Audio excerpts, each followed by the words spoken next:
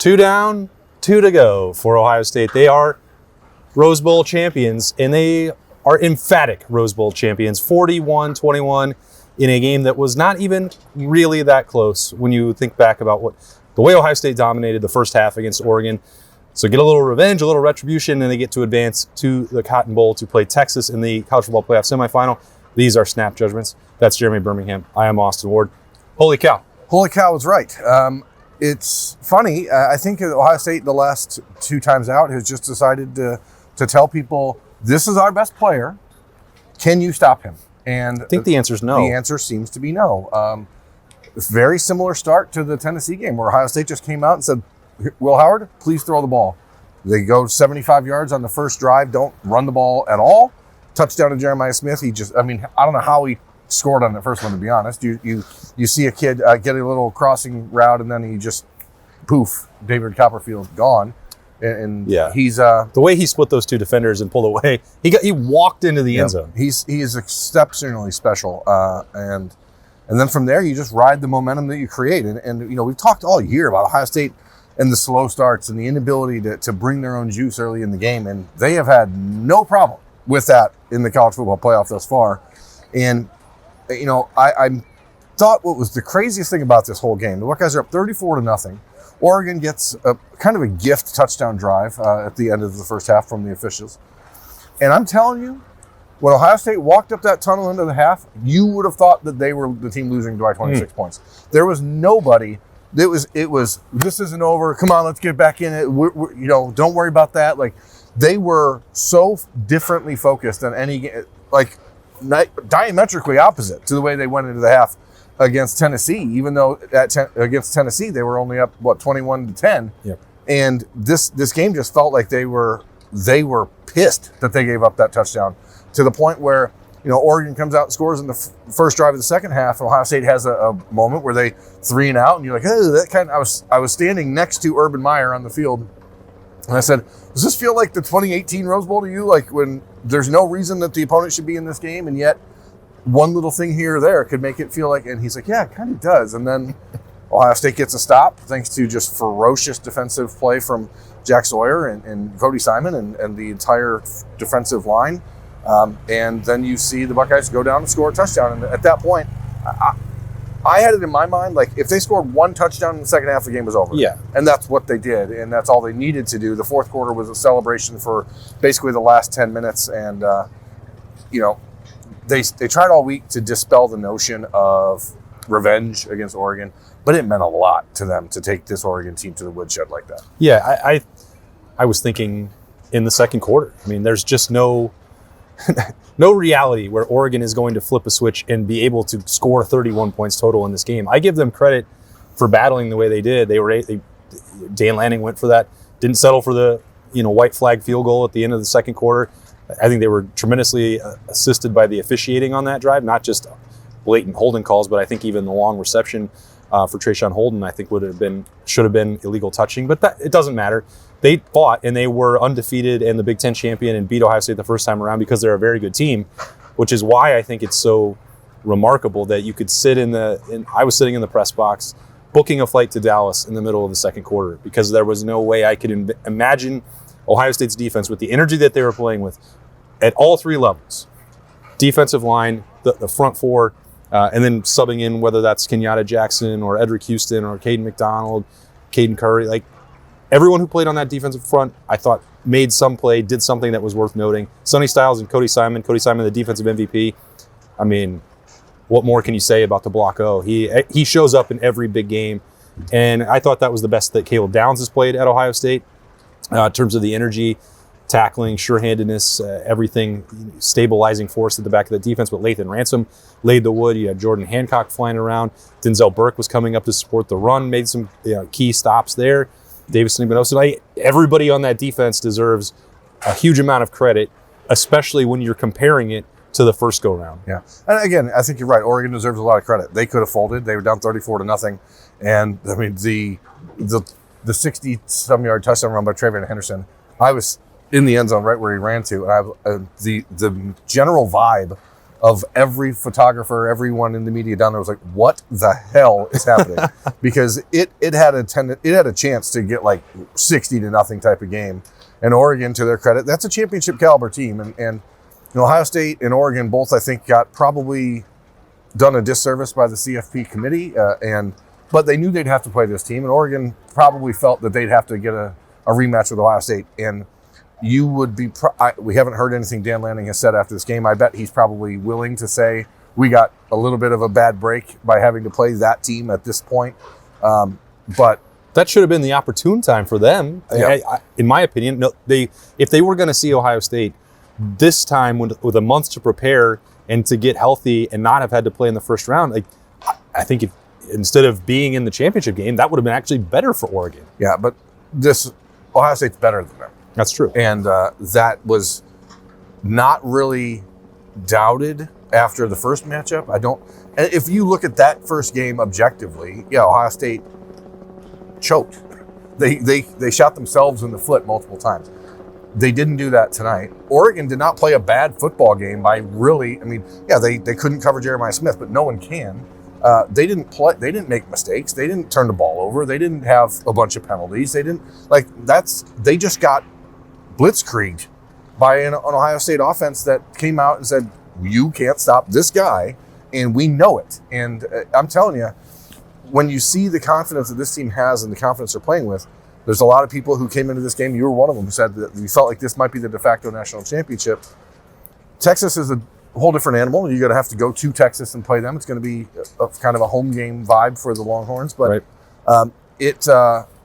If that team shows up, and we said this a week ago after the game against Tennessee, if that team keeps showing up, no one in the country is going to beat them. And that's not really a question. Yeah, I mean, like I said, I think they took some punches from Oregon, but they don't punch with the same power. That I made that point repeatedly, like top to bottom. Even though they recruit well, they've been active in the transfer portal. They have the Nike pocketbook available to them. They have a very good roster. It is not as good as Ohio State's. Like the end of discussion, and that's why I think they capitalized. They had a great game plan. Oregon did in the first matchup. Tonight, I felt like from the start they knew there was not going to be a path forward because a motivated, locked in. When Ohio State marched down as quickly as they did on the opening drive and they had different wrinkles that they were showing offensively, on the first snap of the game, faking the bubble and throwing it to G. Scott for 30 yards, it's like, uh-oh. You could see this half of this stadium right over here behind the camera that was all green was silenced. This sideline, they tried their best to stay involved. They had a bunch of players waving towels in the second half to try and rally the troops, but you could tell that they were hit by a tsunami in the first quarter and they were drowning.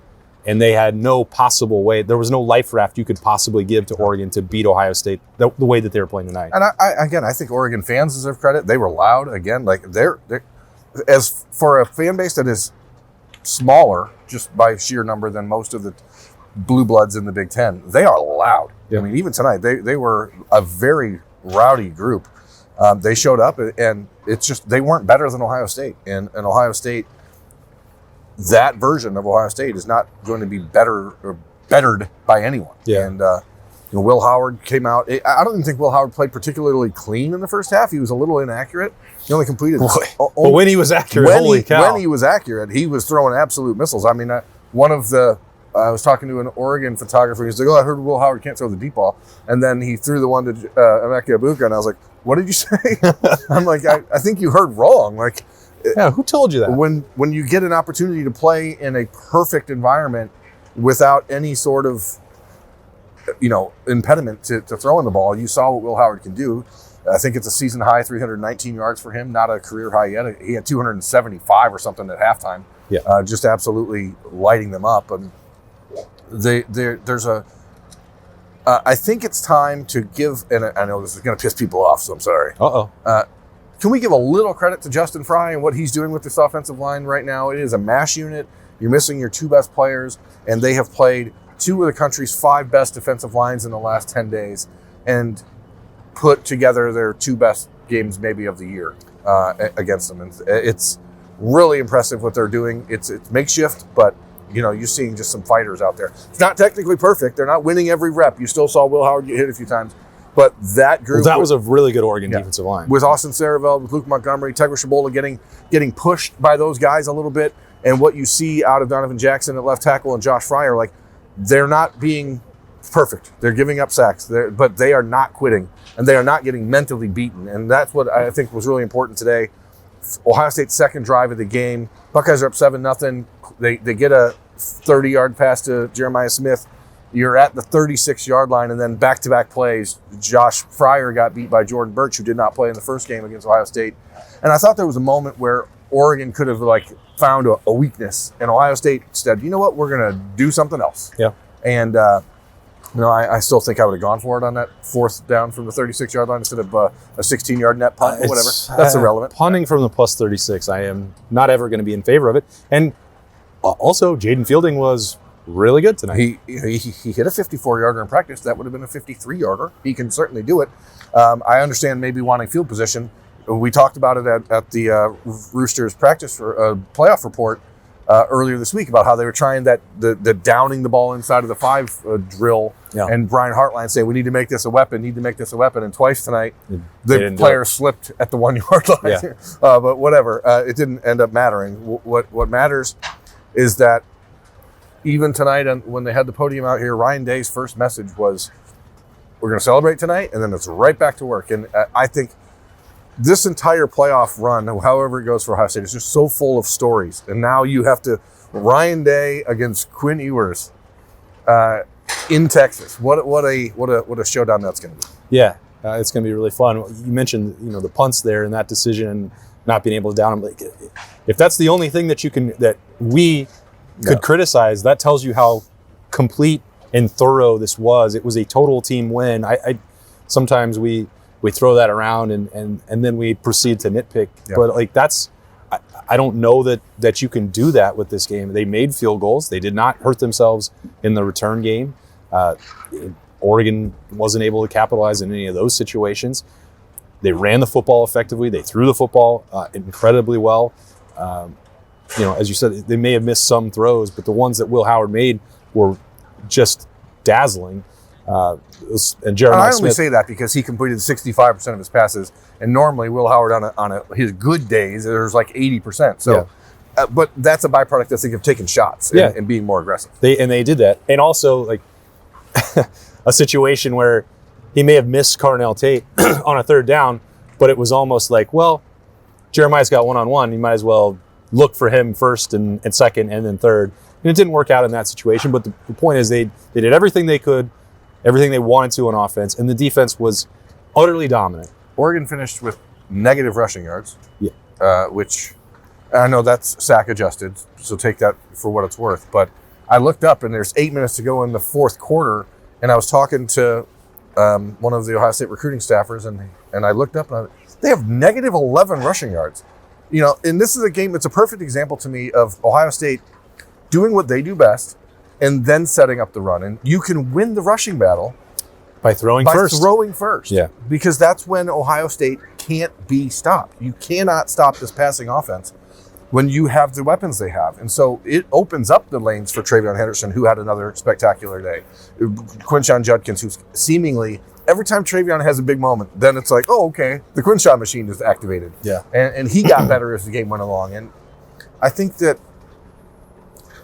you don't want to look at a game like this and say, well, now they can only go up from here, because we've seen this team have its undulations, but it really feels like a team that is understanding the assignment in a really, really great way. Yeah. I can understand why there were people in the press box that were just, national media members, and they're throwing up their hands and saying, how did this happen on November 30th? And I was like, I don't know, and we'll never know. Yeah. But everything they did seemed designed to peak in the postseason. And that may have come at the expense of one of the most befuddling losses of the Ryan Day era. But I think if they wind up with 4 wins in the postseason, I mean, is anyone going to be talking about that? I guess some people will. Yeah, of course. People will, but it'll mostly be Michigan fans who talk about it, because they'll say, well, you didn't beat us, and that's cool. I mean, let's be honest. Michigan is not a bad football team. I don't care that they finished 8-5. Yeah, they were 4-5 at one point. They got better, and Ohio State wasn't prepared that night or that afternoon for whatever reason. But who cares? Don't get mad. I don't mean who cares in the big picture of life. I understand that rivalry means everything. I mean, you got to beat Texas now. In Michigan, the national media is, of course, always just going to look for that story. But the story is what those guys in that locker room are doing. You saw, people will see it on the notebook, Jack Sawyer walking off up to the bus saying he just is having so much fun right now. And that's hard to imagine that this team would be having fun 1 month later. 1 month after what was one of the more heartbreaking and befuddling moments in my time being an Ohio State fan of 46 years. So the coaching staff deserves a ton of credit. Ryan Day deserves a lot of credit for bringing these guys around. And you saw in the postgame all the seniors on the stage with him. He kept telling other guys to come up. Those guys mean everything to him, and he deserves a lot of credit for getting them mentally back in the right space because they are playing absolutely lights out. Yeah. If you could only highlight one MVP from this game, who would it be? I mean, it's got to be Jeremiah Smith. It feels like the cheap answer, but he's simply that much better than everyone. I mean, on a field full of freaks, and this Oregon team is loaded. Let's not discount how good they are. They were undefeated coming in, the number one team in the country, blown everyone out pretty much except for Ohio State and Wisconsin.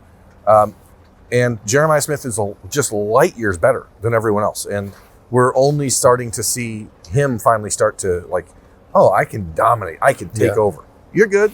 Oh, how much more time? 2 minutes. Okay, cool. Just wanted to check it. All right. He took over this game, and he took over from the jump. Yeah. And I don't know if it's because he was getting loved on by Chris Carter pregame or Michael Thomas. I don't know. But this stage has been really, really special for Ohio State receivers in the last 6 years. All right. The Rose Bowl would like us to leave. I would like to leave the Rose Bowl. We will. Buckeyes already loaded back up on the buses. They are traveling home to Columbus tonight. Not their normal routine for Rose Bowl where you'd stay and celebrate, then come back the next day, because that would be the end of the season generally. That's not the way that this works. Ohio State has got to get back so that they can start their preparations because they play in the Cotton Bowl against Texas a week from Friday. So looking forward to shifting gears from that. There'll be a lot more coverage to come, both talking about what happened in the Rose Bowl as Ohio State dominated the Ducks and starting to look ahead to what is going to be the key against Texas down there in the Lone Star State. These have been some snap judgments from 41-21, Ohio State over Oregon. They survive and advance yet again halfway to their goal of a national championship. That's Berm. I'm Austin. Thanks so much for joining us on the podcast. We'll see you back in Columbus. Bye.